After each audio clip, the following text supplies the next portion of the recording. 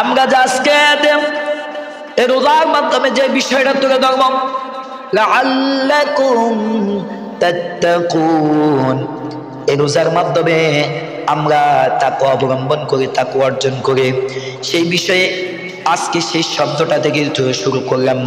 আল্লাহ তাআলা তাকওয়া সম্পর্কে কিভাবে বলেছেন, যে বান্দাকে বলেছেন ওয়ালাকাদ ওয়াসাইনাল্লাযীনা উতুল কিতাবা মিন ক্বাবলিকুম ওয়া ইয়্যাকুম আনিত্তাকুল্লাহ, আর নিশ্চয়ই তোমাদের আগে যাদেরকে কিতাবে দেওয়া হয়েছে তাদেরকে তোমাদেরকে নির্দেশ দেওয়া হয়েছে যে তোমরা আল্লাহর তাকওয়া অবলম্বন করো।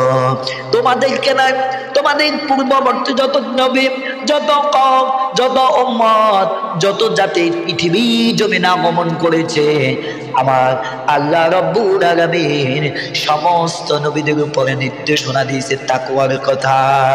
ওয়া মান ইয়াত্তাকিল্লাহা ইউকাফির আনহু সাইয়্যাতিহি ওয়া ইউযিম লাহু আজরা, আজ আল্লাহ তাকওয়া অবলম্বন করে তিনি তার পাপ সমূহ মোচন করে দেন, তাকে দেবেন মহা পুরস্কার। মুত্তাকিদের জন্য আল্লাহ তাআলা শ্রেষ্ঠ জায়গা হচ্ছে জান্নাত। শ্রেষ্ঠ জায়গা কি? আর এই রোজার মাধ্যমে কি হয়? বান্দার তাকওয়া অবলম্বন হয়। এই রোজার শ্রেষ্ঠ একটি পুরস্কার হলো কি জানেন? এই রোজার শ্রেষ্ঠ একটি পুরস্কার হলো আল্লাহ তাআলা হাদিসে কুদসিতে নবীজির মাধ্যমে জানায় গেল, হাবিব রোজা আমার জন্য, রোজার প্রতিদান আমি দিব। কার জন্য? আস-সাওমু লি ওয়া আনা আজজি বিহি, রোজা আমার জন্য, আর রোজার প্রতিদান স্বয়ং কে দিবে? আল্লাহ দিবে। আল্লাহ তাআলা কোরআনুল কারীমে হাদিসের কোথাও বলেন নাই যে যাকাত আমার জন্য, যাকাতের প্রতিদান আমি দিব, হজ আমার জন্য, হজের প্রতিদান আমি দিব, নামাজ আমার জন্য, নামাজের প্রতিদান আমি দিব। কিন্তু আল্লাহ রাব্বুল আলামিন শুধু রোজার কথা বলেছেন, বান্দা রোজা আমার জন্য, রোজার প্রতিদান আমি নিজ হাতে প্রদান করব। সুবহানাল্লাহ কইতেন না? এর থেকে মহা পুরস্কার আর কিছু হতে পারে রোজা? এখন এই তাকওয়াটা কিভাবে বুঝেন? তাকওয়া রোজার মাধ্যমে তাকওয়াটা কেন এত গুরুত্ব, কেন তাকওয়া অবলম্বন হয় কিভাবে? কারণ হলো আপনি যে রোজা রাখছেন, আপনি চাইলে তো দরজা বন্ধ করে খাইতে পারতেন, পারেন না? পানিতে ডুব দিয়ে পানি পান করতে পারতেন, পারতেন না? পারতেন। আপনি জানতে ইচ্ছা গোপনে পান করতে পারতেন। এই তাকওয়ার উদাহরণ দিচ্ছে। একবার এক বাদশা ঘোষণা করলেন, তার কর্মীদেরকে ঘোষণা করলেন, যাও সবার হাতে একটা একটা কবুতর দিলেন, আর একটা চাকু দিলেন। কি দিলেন? একটা একটা কবুতর দিলেন, আর একটা একটা চাকু দিলেন। বললেন, তোমরা যাও এই কবুতরখানা এমন একটা জায়গা থেকে তোমরা জবাই করে নিয়ে আসবে, যাতে পৃথিবীর কেউ দেখতে না পারে, দেখতে না পারেন। সবাই জবা করে আনলো। একজন ব্যক্তি তিনি চাকু এবং ওই কবুতর নিয়ে ফিরে আসলো। তার দৃশ্য দেখে সবাই তাকে নিয়ে মশকরা করতেছে, হাসি তামাশা করতেছে। আরে বেকুব বুঝি, কোনো জায়গা বুঝি তোর জন্য, কোনো জায়গা যদি তোর জন্য পাওয়া যায় নাই। যুবকদেরকে জিজ্ঞেস করবে, তুমি কিভাবে জবাই করেছ? এক একজন এক এক কথা বললো। কেউ বললো দরজা বন্ধ করে, কেউ বললো গর্ত খনন করে, যে যার মতো করে বললো। পরিশেষে ওই লোকটাকে জিজ্ঞেস করলো, তুমি কেন এই কবুতর জবাই করলে না? তিনি বললেন, আপনি তো বলেছেন কেউ যেন না দেখে। আমি যখন দরজা বন্ধ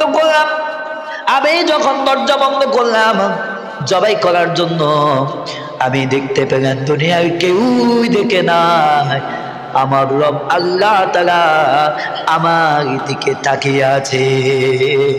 সুবহান। আমি এই জন্য, আপনি তো বলছেন কেউ যেন দেখতে না পারে, কিন্তু আমি দেখতে পাইলাম। আমি যেখানে যাই না কেন আমার আল্লাহ আমার দিকে তাকিয়ে আছে, এই জন্য আমি জবাই করতে পারি না। এটার নাম কি? তাকওয়া। আপনি চাইলে করবা, আপনি চাই রোজা বাঁধতে পারেন, গোপনে খাইতে পারেন, কিন্তু আপনি খান না কেন? আপনি জানেন ভিতরে এমন দুটুকু আছে যে আমি রোজা রেখেছি, পৃথিবী কেউ যদি নাই দেখে, দেখবেন কে? আল্লাহ। এই জন্য আমার আল্লাহ তাআলা বলে, এই জন্যই এই রোজার মাধ্যমে বান্দার তাকওয়া অর্জন হয়, লাআল্লাকুম তাত্তাকুন। আর এই জন্য আল্লাহ তাআলা বলেন, আল সাওমি ওয়া আনা আজিবি, এই জন্য এই রোজার পুরস্কার আমি নিজে দিব। তা রোজা রাখা কার জন্য? আমার জন্য। রোজার প্রতিদান আমি নিজে দেব। আমার ভাই ইতিপূর্বে একটা আয়াত পড়েছিলাম যে তাকওয়া শুধু আমাদের উপর নয়, পূর্ববর্তী সমস্ত নবীদের উপরে সমস্ত নবীরা তাকওয়া দাওয়াত দিয়েছেন।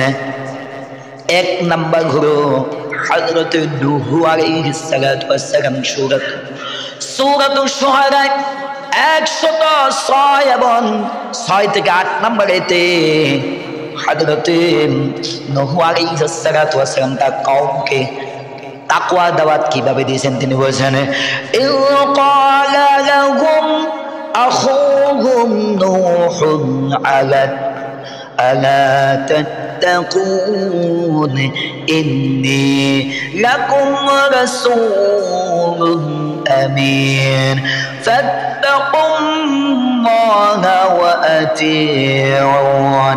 আল্লাহর নবী হযরতে নূহ আলাইহিস সালাতু ওয়াস সালাম তাদেরকে বলেছেন যে তোমরা কি তাকওয়া অবলম্বন করবে না?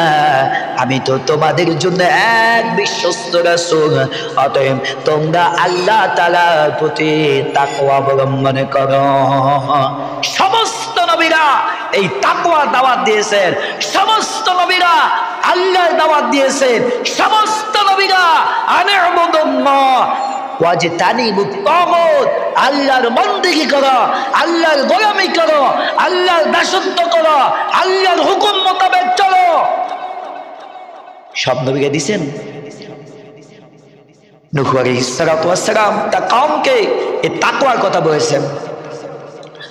হযরত মূসা আলাইহিস সালাতু ওয়াস সালাম তার কওমকে সূরাতুশ শুআরা 10 থেকে 11 নম্বর আয়াতের মধ্যে বলেছেন যে ওয়া ইয নাদা রাব্বুকা মূসা আনিতিল কওমাল যালিমিন قوم فرعون ألا يتقون। স্মরণ করুন যখন আপনার রব মূসাকে ডেকে বললেন যে আপনি জালিম সম্প্রদায়ের কাছে যান, ফেরাউন সম্প্রদায়ের কাছে যান, তারা কি তাকওয়া অবলম্বন করবে না? হযরত মূসাকে আল্লাহ তাআলা ওয়াদা করলেন, যান আপনি জালিম সম্প্রদায় ফেরাউনের কাছে যান, আর জিজ্ঞেস করুন সে কি তাকওয়া অবলম্বন করবে না, সে কি আল্লাহকে ভয় করবে না? কারণ আমরা সবাই জানি ফেরাউন নিজেকে কি দাবি করেছিল, কি দাবি করছে? খোদাই দাবি করছেন। এই জন্য বলা হয়েছিল আপনি তাকে জিজ্ঞেস করুন জালিম সম্প্রদায়কে, সে কি তাকওয়া অবলম্বন করবে না, সে কি আমি আল্লাহকে ভয় করবে না? 3 নম্বর হযরত হুদ আলাইহিস সালাতু ওয়াস সালাম তার কওমকে বলেছিলেন, ইয ক্বালা লাহুম আখুহুম হুদুন আলা তাত্তাকুন ইন্নী লাকুম রাসূলুন আমিন ফাত্তাকুল্লাহা ওয়া আতিউন। যখন তাদের ভাই হুদ আলাইহিস সালাতু ওয়াস সালাম তাদেরকে বললেন, তোমরা কি তাকওয়া অবলম্বন করবে না? আমি তো তোমাদের জন্য এক বিশ্বস্ত রাসূল, অতএব তোমরা আল্লাহর তাকওয়া অবলম্বন করো। হযরতে সালেহ আলাইহিস সালাতু ওয়াস সালাম একই কথায় সূরাতুশ শুআরা 142 থেকে 44 নম্বর আয়াতে একইভাবে তার জাতিকে নির্দেশ দিলেন, তোমরা কি তাকওয়া অবলম্বন করবে না? আমাকে তো আল্লাহ তাআলা তোমাদেরকে নির্দেশ দেওয়া হয়েছে যাতে করে তোমরা তাকওয়া অবলম্বন করো। পঞ্চম নম্বরে হযরতে লূত আলাইহিস সালাতু ওয়াস সালামকে সূরাতুশ শুআরার 161 থেকে 63 নম্বর আয়াতে বলেন, ইন ক্বালা লাহুম আখুহুম লূতুন আলা তাত্তাকুন ইন্নী লাকুম রাসূলুন আমিন ফাত্তাকুল্লাহা ওয়া আতিউন। যখন তাদের ভাই লূত তাদেরকে বলেছিলেন, তোমরা কি তাকওয়া অবলম্বন করবে না? আমি তো তোমাদের জন্য এক বিশ্বস্ত রাসূল, অতএব তোমরা আল্লাহর তাকওয়া অবলম্বন করো। এভাবে প্রত্যেকটা নবীদের ক্ষেত্রে আল্লাহ তাআলা তাকওয়ার কথা বলেছিলেন। আমাদেরকেও আল্লাহ তাআলা কুরআনুল কারীমে অজস্র জায়গাতে তাকওয়ার কথা তুলে ধরেছেন। আল্লাহ তাআলা বলেছেন যে, ইয়া আইয়ুহাল্লাযীনা আমানু ইত্তাকুল্লাহা ওয়াল তানজুর নাফসুম মা قدمت لغد واتقوا الله إن الله خبير بما تعملون। হে ইমানদারগণ, তোমরা আল্লাহকে ভয় করো, প্রত্যেকের লক্ষ্য যে আগামী কালকের জন্য কি প্রস্তুতি। তোমরা সেই আল্লাহকে ভয় করো আর চিন্তা করো কালকে আমাদের ময়দানে কঠিন মুসিবতের সময় আল্লাহর দরবারে তোমরা কি নিয়ে যাবে। আবার আল্লাহ তাআলা বলেন যে ওয়াত্তাকুল্লাহ, এই আয়াতে আবার বলেন আল্লাহকে ভয় করো। ইন্নাল্লাহা খাবীরুম বিমা তা'মালুন, তোমরা যা কিছুই করো না কেন, যে অবস্থায় যা কিছু করো না কেন, কেউ যদি না দেখেন, একমাত্র উপর থেকে আমার রব আল্লাহ তাআলা তোমাদের সমস্ত কর্মকাণ্ডগুলো দেখতে পান। এই তাকওয়ার অজস্র উদাহরণ, অজস্র আয়াত আল্লাহ তাআলা কোরআনুল কারীমের মধ্যে আমাদেরকে বলেছেন তাকওয়ার কথা। এই তাকওয়ার মাধ্যমে আমাদেরকে অবশ্যই পরিবর্তন হতে হবে, কারণ তাকওয়ার কারণে, এই তাকওয়ার কারণে নবীজি উহুদের জমিনে, নবীজি বদরের যুদ্ধে পর্যন্ত 1000 কাফিরদের সাথে মাত্র 313 জন উম্মত নিয়ে, 313 জন সেনাপতি নিয়ে মুসলমানরা বদরের প্রান্তরে বিজয় লাভ করছে কিনা? করছে। দ্বিতীয় নাম্বার, যে মক্কা থেকে চোখ যদি সিদ্ধ হয়ে নবীজিকে যেদিন মক্কা থেকে কাফেররা মদিনায় বের করে দেয়, নবীজি যেদিন মক্কা থেকে মদিনায় হিজরত করবে আর নবীজি মক্কার দিকে ফিরে ফিরে তাকায় আর নবীজি চোখের পানি দিয়ে পেরে দিল, এই কাবা তোর নিষ্ঠুর সন্তানের আমাকে থাকতে দিল না। যেই নবীজি এই তাকওয়া নিয়ে আল্লাহর হুকুমে আল্লাহর হুকুম নিয়ে মক্কা থেকে মদিনায় হিজরত করলেন, সেই নবীজি এই তাকওয়ার ফল হিসাবে আল্লাহ তাআলা তাকে মক্কাতে 10 লক্ষ সাহাবী নিয়ে অপেনভাবে মক্কায় বিজয় লাভ করছেন কিনা? করছেন। আমার ভাইরা, শুধু এটা না, আরো অনেকগুলো উদাহরণ আছে এই রমজান থেকে আমরা শিখবো।